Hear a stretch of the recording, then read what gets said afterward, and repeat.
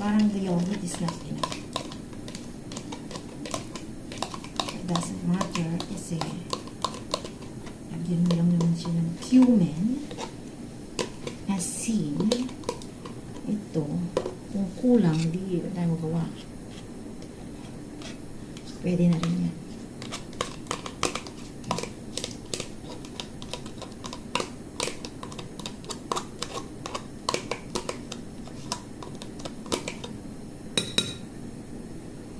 Ayan. Oops. Sorry.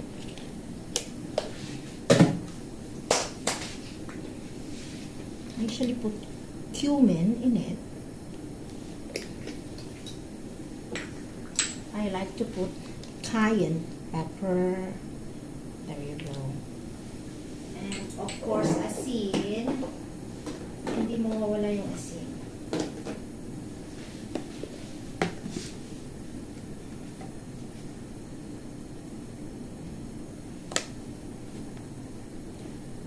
Huwag masyadong maasin.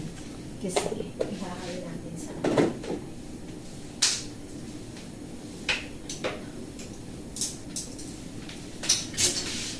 ada na kasama mo bawang.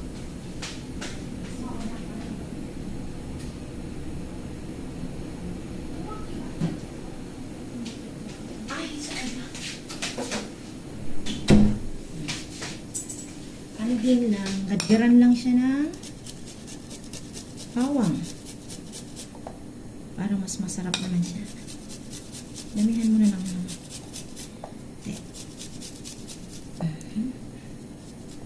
Okay.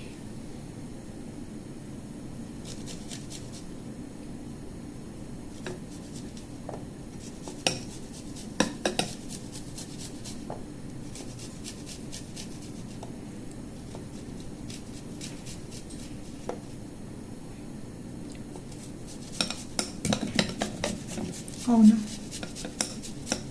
Mas masarap yung marami ng konti. Malasahan mo ba yung bawang? Bawang is good anyway. It's really good sa health benefits natin. So, okay na.